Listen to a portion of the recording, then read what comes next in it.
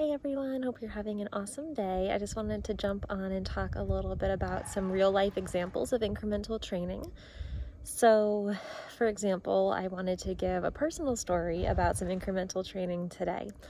So for the holiday season, we're all, I think, under a lot of stress. Maybe we're having some symptom flare-ups, and that can be real biological, medical reasons. It can be stress-induced, it can be limbic system activation. So an example I wanted to give is there is some symptom talk in here. So if that's triggering for you, just watch a different video.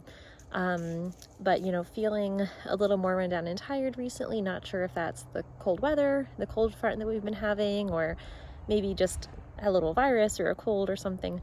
So woke up this morning and just wasn't feeling 100% my best, and I have a really old back injury that is pretty severe and does flare up from time to time. I cleaned all day yesterday, which is a huge victory that I was able to spend a whole day cleaning and get so much done.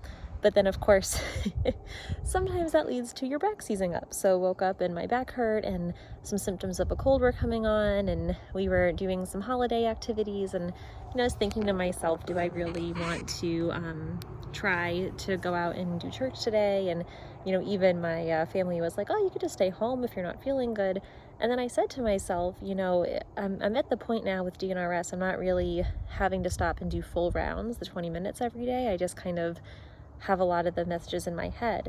So an example I gave in my head today was, I feel a lot better when I go out and I do something and I go to church, and how much of, even if it is a cold, how much of that is overactive immune system, which is limbic system, right? So a lot of the symptoms of colds, I worked with a doctor in the ER a long time ago who said, if you have a cold, take a Benadryl, because the symptoms you get aren't from the virus themselves, it's from your immune system overreacting and the histamine response to the virus. And so those symptoms of the runny nose and the congestion and all of that is your immune system hyperreacting. So if we think about it too, that's limbic system mediated. That's why an antihistamine might work better for a cold than, an over-the-counter cold drug. So in my head, I said, okay, but taking that principle for limbic system retraining, if I go about my day as if I'm healthy today and as if my back doesn't hurt, maybe I'll put my back brace on for a little extra support and, have a little vitamin C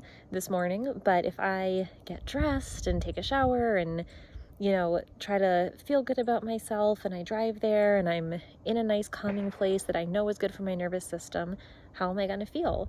And so again, I think sometimes we overcomplicate brain retraining, and when people hear about the rounds and incremental training, especially in the beginning when it is so intense, everyone's like, oh, that's so much, like an hour of rounds every day, and incremental training, I have to sit here and make a list of my challenges and really force myself to do this. This is so scary. But it doesn't have to be, so that's my example of today is woke up, had some symptoms, had some symptom-based thinking, had some physical-based symptoms, and had pretty clear-cut triggers and stressors for those, right? But instead, it's about saying in your head the rounds, stop, this is kind of, my brain is in a rut. A lot of these symptoms are false messages.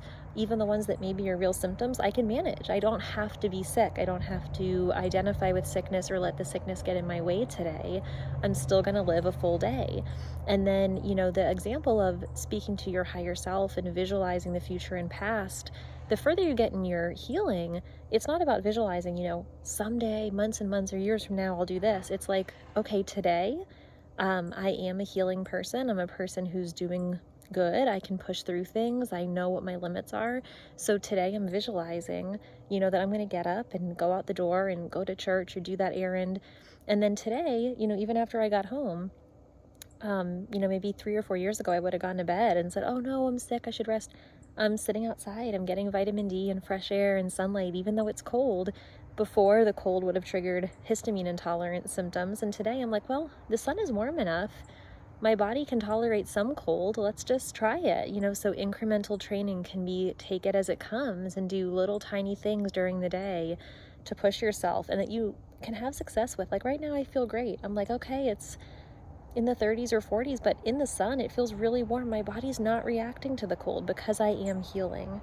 And then that gives me more motivation to do more rounds later and to do more self-care later. So this is beautiful.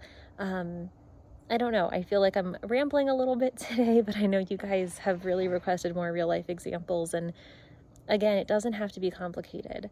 My rounds sometimes just consist of challenging those negative thoughts, those pops or pathways of the past, like DNRS calls them, catching myself and saying, no, I'm not going to just give in to illness-based or symptom-based thinking. I'm not going to assume that I'll get worse. I'm going to assume that I'm healing, and I'm going to do things that help in that healing and that foster me to feel good about myself and my surroundings.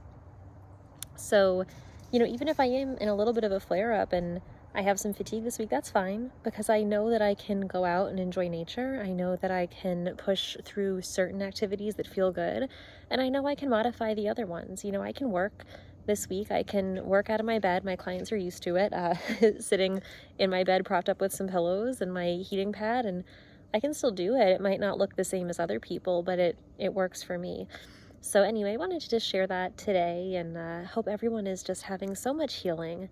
And if you have any questions or your own ideas about what your rounds look like, how they've shifted, or how incremental training might look to you, I'd love to hear about that. If you have any other requests to hear real life examples of how incremental training looks in your life or how it looks for me, and I can give those, then that would be great. Let me know if this video was helpful, and I wish you guys all a wonderful, awesome day full of nature and sunlight, vitamin D, and healing, and just loved ones and time with your family and pets. Have a great rest of your day. Bye.